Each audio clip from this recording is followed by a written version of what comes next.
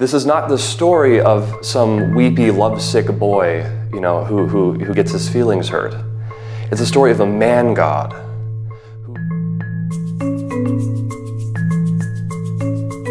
My name is Father Michael Fye, and I'm a chaplain for the university students in Nashville here for University Catholic. And we are about to celebrate Palm Sunday, which is the first day of the church's holiest week of the year. We actually call it Holy Week. And you might wonder when you go to Mass this Sunday, when you hear these readings, it seems that there's a wide variety of messages into this Sunday's readings. We begin with a gospel reading where Jesus, with great joy and with great rejoicing, is welcomed and enters into Jerusalem, only to be followed by a gospel where we hear about his brutal betrayal, his torture, and his death. What is going on here? And I think both God and his church is trying to teach us something about the nature of love, which is also to say actually the nature of God.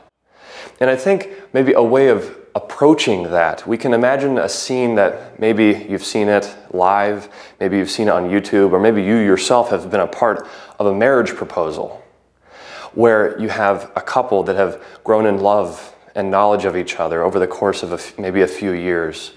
And then at one point, the man physically lowers himself to the ground and in a real sincere act of vulnerability asks the woman, "Will you marry me?"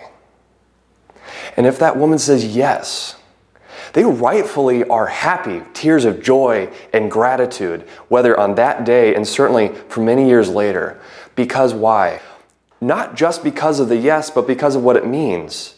That she, without force or coercion or manipulation, wants to give herself totally to her future spouse.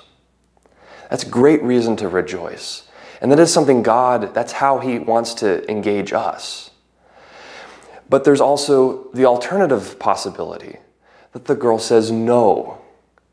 And you can imagine the incredible difficult pain and sorrow that can arise from that. One who's been so close to his heart, having said no.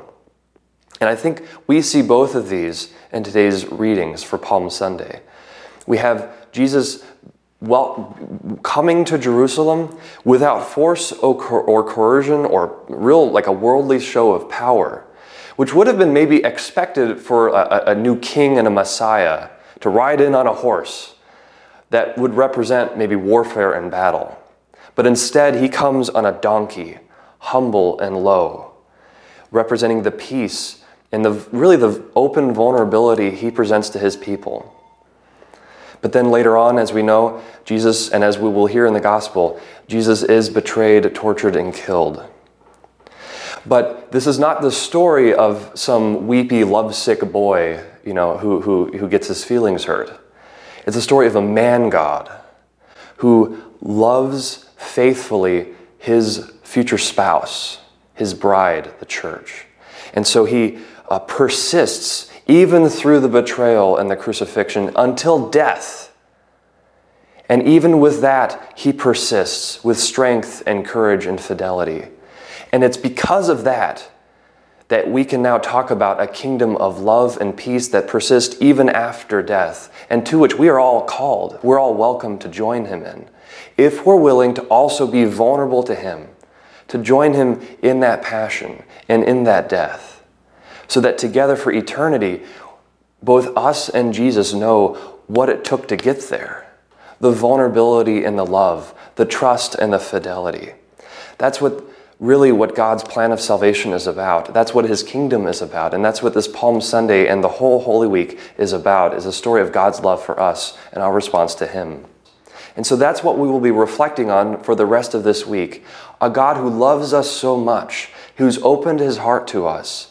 We don't have to follow him, but he desperately desires us to, and he's willing to die to show us that desire. And so let us reflect on our willingness to love vulnerably and openly both our neighbor and God himself.